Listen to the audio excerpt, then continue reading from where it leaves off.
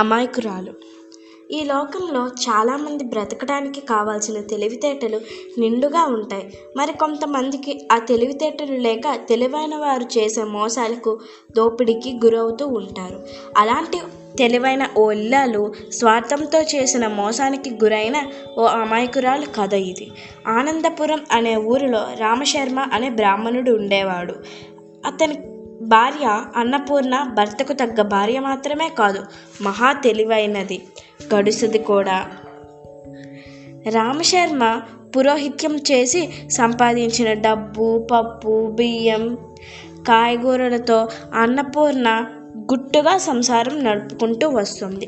పేద కుటుంబం అయినా ఎవరింటికి దేనికి అప్పుకి రాకుండా సంసారం నడిపే అన్నపూర్ణ తెలివితేటల్ని చుట్టుపక్కల వాళ్ళందరూ తెగ మెచ్చుకుంటూ ఉండేవారు. ఒకనాడు రామశర్మ తండ్రి తద్దినం. ఇంట్లో నువ్వులు తప్ప మరేం పప్పులు లేవు. ఎలాగో ఆ నువ్వు పప్పుతోనే తండ్రి తద్దినం పెడదామని నిర్ణయించుకున్న రామశర్మ అదే విషయం అన్నపూర్ణతో చెప్పాడు. ఆమె కూడా సరేనంది. ఉదయాన్నే లేచి నువ్వు పప్పును శుభ్రంగా కడిగి పొట్టు తీసి ఇంటి బయట నులక మంచం మీద గుడ్డపరిచి నువ్వుల్ని ఆరబోసింది. నువ్వులు ఆరే లోపల మిగతా పనులు చేసుకుందాం అనుకొని ఆమె వంటగదిలోకి వెళ్ళిపోయింది. రామశర్మ ఇంటి ముందు ఉన్న అరుగు మీద కూర్చొని పంచాంగం చూసుకుంటున్నాడు. బాగా బలిసిన 2 కోడిపుంజులు ఒకదానితో ఒకటి పోట్లాడుకుంటూ ఎగిరి వచ్చి మంచం మీద వాలి కాళ్ళతో నువ్వు పప్పును తొక్కి చల్లాచెదురు చేశాయి. అది గమనించిన రామశర్మ పక్కనే ఉన్న కర్ర విసిరి ఆ కోడిపుంజులను తరిమాడు. కోడిపుంజుల కాళ్ళతో తొక్కిన నువ్వు పప్పుతో తండ్రికి తద్దినం పెట్టడం శుభం కాదని భావించిన రామశర్మ భార్యను పిలిచి ఆ విషయం చెప్పాడు. అన్నపూర్ణకు కూడా భర్త చెప్పినట్లు కోడిపుంజులు తొక్కటం, మైలపడ్డ ఆ నువ్వులతో మామగారి తద్దినం పెట్టడం శుభం కాదనిపించింది. అప్పుడు అన్నపూర్ణ రామశర్మతో, మీరు బాధపడకండి, ఈ నువ్వులను ఎవరికైనా ఇచ్చి మంచి నువ్వులు తెస్తాను అంటూ ఆ నువ్వుల దగ్గరకు చేర్చి మూటగా మార్చి తీసుకుని వీధిలోకి వెళ్ళింది. అన్నపూర్ణమ్మ వాళ్ళ పక్కింట్లో సావిత్రమ్మ అనే ఇల్లాలు ఉంటుంది. ఆమె శుద్ధ అమాయకురాలు. అన్నపూర్ణమ్మ ఈ నువ్వులు తీసుకొని వేరే నువ్వులు ఇవ్వమని ఆమెకు అడిగింది.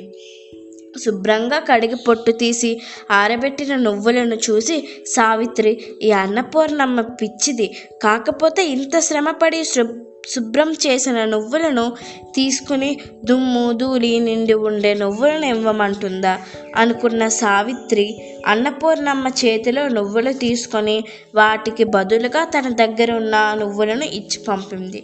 ఇది గమనించిన సావిత్రి భర్త సుబ్రహ్మణ్యం అన్నపూర్ణమ్మ వెళ్ళిపోయాక భార్యను పిలిచి, పిచ్చిదానా, ఎవరైనా అంత కష్టపడి శుభ్రం చేసిన నువ్వులను ఇచ్చి శుభ్రం చెయ్యని నువ్వులు పట్టుకుపోతారా? ఇందులో ఏదో మోసం ఉండి ఉంటుంది. ఆ నువ్వులు పనికిరానివై ఉంటాయి, వాటికి వాడక పారపోయి అంటూ మెత్తగా మందలించాడు. భర్త మాటలను సావిత్రికి నిజమే అనిపించి అన్నపూర్ణ తనని తెలివిగా మోసం చేసినందుకేమో, నిజమే కదా, మంచి వస్తువుల్ని ఇచ్చి చెడ్డ వస్తువులను ఎవరు తీసుకోరు, అలా చేశానంటే అందులో ఏదో మోసం దాగి ఉంటుంది. గుర్తుంచుకోండి, ఎవరి అవసరం కోసం వారు స్వార్థంతో ప్రవర్తిస్తారు. అది మానవుని నైజం కనుక ఆ నైజం బారిన పడకుండా జాగ్రత్త పడటం మనకై మంచి నేర్చుకోవాల్సిన సంగతి.